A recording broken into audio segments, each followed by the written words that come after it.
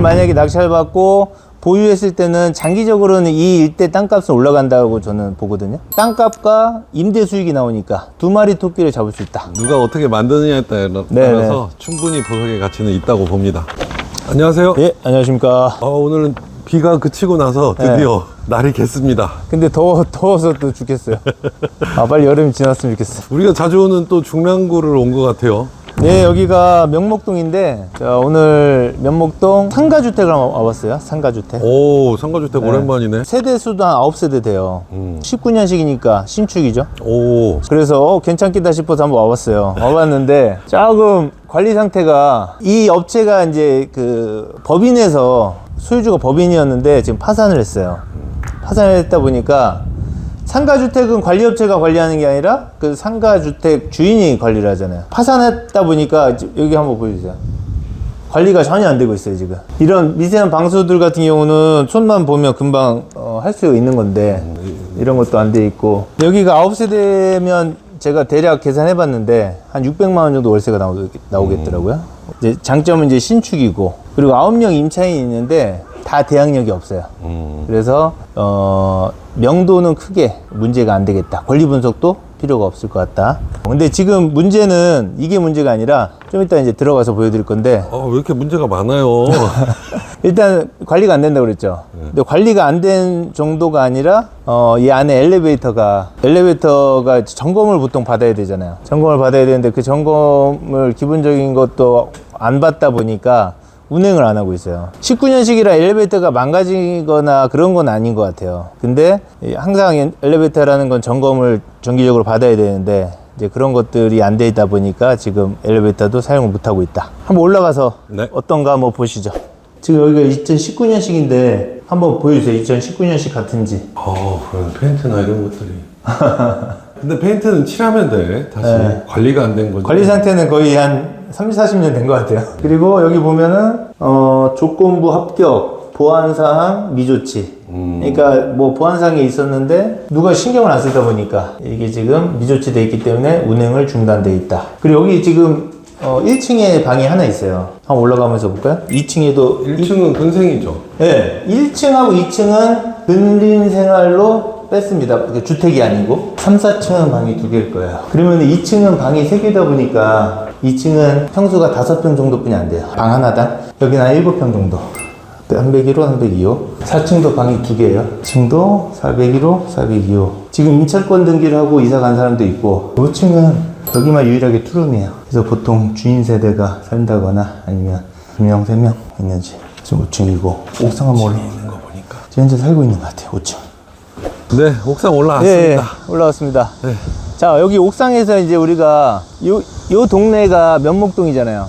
그렇죠. 면목동은 중랑구에서도 가장 재개발이 활발한 지역이거든요.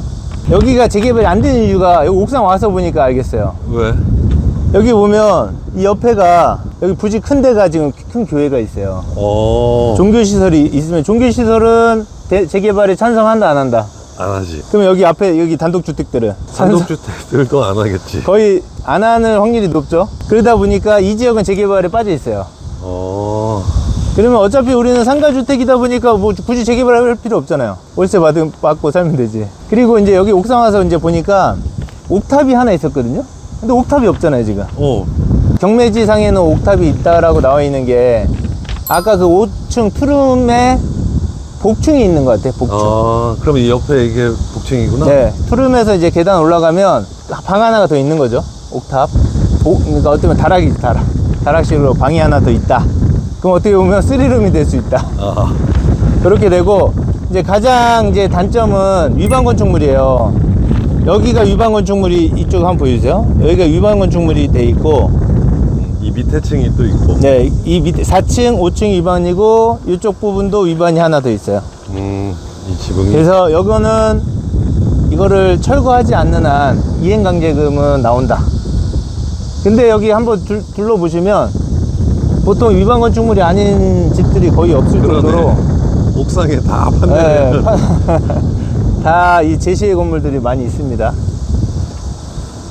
그럼 이거는 그럼 어떻게 접근해야 되는지 너무 더우니까 내려가서 얘기해 보시죠. 자, 한번 위에 아까 위반 건축물 제가 말씀드린 데가 위에 두 군데 4층, 5층, 그리고 여기 하나 또 있어요. 저기도 4층이네요. 네, 4층. 4층 부분. 위반 건축물이 세 군데가 있습니다. 세 군데 합쳐서 한 4평 정도 돼요.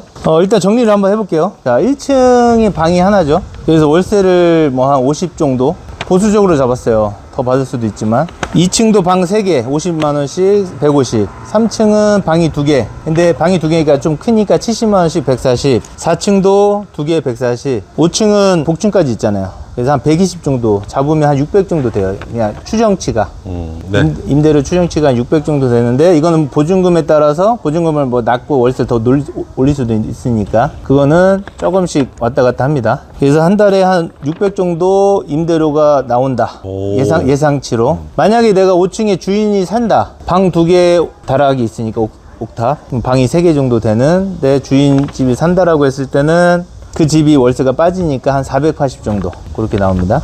제일 중요한 게 위반 건축물이잖아요. 리스크가. 그 위반 건축물을 철거를 해서 이행강제금을 안 내게 하는 게 낫냐, 아니면 그냥 위반 건축물 있는 상태에서 그냥 유지하는 게 낫냐는 계산을 해보면 알거든요. 그래서 제가 구청에다 한번 물어봤어요. 근데 구청은 본인 아니면은 정확한 금액을 안 알려줘요.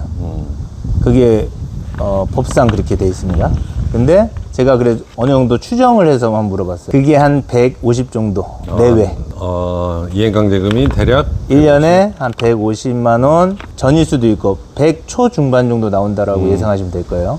그러면 한 달에 한 12만 원 정도 위반 건축물에 이행강제금이 나온다. 그러면 그 12만 원을 내고 위반 건축물을 철거를 안 하겠느냐, 아니면 철거하고 12만 원을 안 내겠느냐, 그거는 이 위반 건축물을 함으로써 월 임대료가 12만 원보다 한 뭐 20만 원, 30만 원 더 나오면 굳이 철거를 할 필요는 없다. 그렇죠. 예. 그러면 제가 봤을 때는 한 4평 정도 되거든요. 4평에서 임대료는 12만 원보다 훨씬 더 나올 것 같아요. 평수를 따지면 예, 평수로 따지면 뭐 한 3, 40은 더 나오지 않을까. 지금 현재 그 경매 나온 게 한 9억 정도 돼요. 8억 9천 얼마니까 한 9억 정도 되는데, 그럼 이게 지금 싸냐 비싸냐 그거를 판단했을 때, 이런 건물을 지으려면은 평당 건축비가 500 정도 들거든요. 계산하면 한 3억 5천 정도는 건물값이 나와요. 네. 그러면 9억에서 3억 5천을 빼면 한 5억 5천 정도, 그럼 평당 1,700 정도 되거든요. 그러면 제가 생각했을 때는 1,700은 그래도 좀 싸 보이거든요. 여기 시세는 지금 9억이 그렇게 싸지도 않고 비싸지도 않고, 한 시세는 한 10억 정도 가는 것 같아요. 시세는. 네. 건물하고 땅값 다 합쳐서. 그러면 1억 정도 저렴하긴 해도 지금 리스크가 뭐예요?